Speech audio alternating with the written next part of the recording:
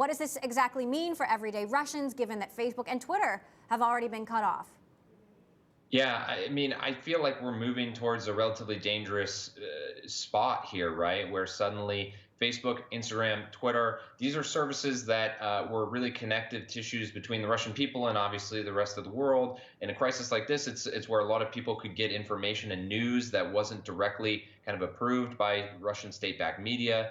And so, you look at what's happening now and you wonder, are we ever going to get back to this, right? Is Hmm. this maybe the beginning of Russia is kind of looking a little bit more like China, with a closed version of the internet? And I don't know what happens after this, but obviously it's a pretty significant deal. Russia's a lot smaller than China from a total population and user perspective, but it's a really big deal just symbolically of what this means and what this might look like moving forward. Absolutely. China blocking Facebook and Twitter around the Beijing Olympics in 2008 and never unblocking it. Right. So you wonder if that's what's going to happen here. I'm curious, in Russia, how widespread are the use of VPNs and other means to get around the firewall? Is that common?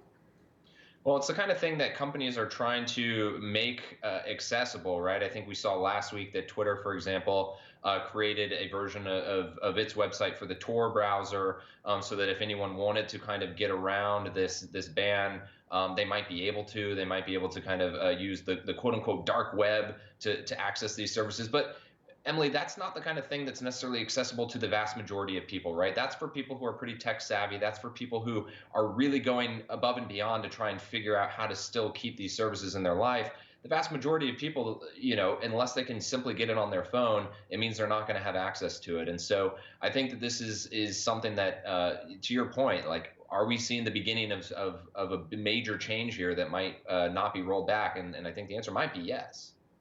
We're also seeing some major changes from the platforms themselves. Facebook, for example, relaxing the rules to allow Ukrainians to talk about violence in the context of Russia's war on Ukraine. And that's really what seemed to trigger the Russian government. Instagram was a place a lot of people had turned to protest the war in Russia. Where will these Russian citizens go to next? What social media outlets are available to them? Well, the one service that continually keeps getting brought up is Telegram. Now, I don't know if that's the kind of place where people will be able to organize in the same way or to promote things publicly in the same way. It's a private messaging app, obviously similar to WhatsApp, Telegram. There are groups, there are ways to broadcast that way, but it has a different vibe, Emily, as you know. And so I think you talked about what the platforms are doing. I mean, the Instagram thing in particular was announced by Russian regulators after Facebook came out and said, "Hey, Ukrainians are able to call for violence against Russian soldiers," and they said, this is a company basically allowing people to attack our citizens. That's what the Russian regulators are saying, and again, I think that it just has kind of snowballed here, the relationship between Meta and Russia and the Russian leaders, and I just don't really know where we go from here. What does this mean for Meta and Twitter, two companies that obviously their growth depends on new users and new ad revenue?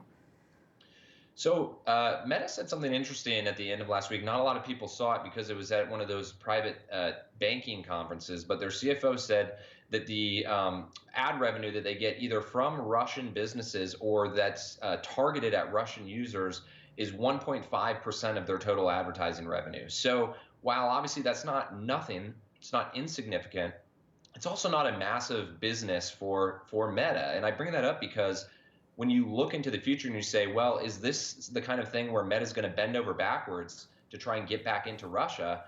I don't know if they're going to be willing to do that for such a small portion of their business, right? They don't have the financial incentives necessarily to make concessions in the way that they might in other parts of the world. And so that to me is one of the many reasons why I find this kind of digital iron curtain you were talking about interesting, because I don't know if there's enough people in Russia for these companies to feel like they can compromise on some of the other parts of their policy that they've so far stood firm in support of.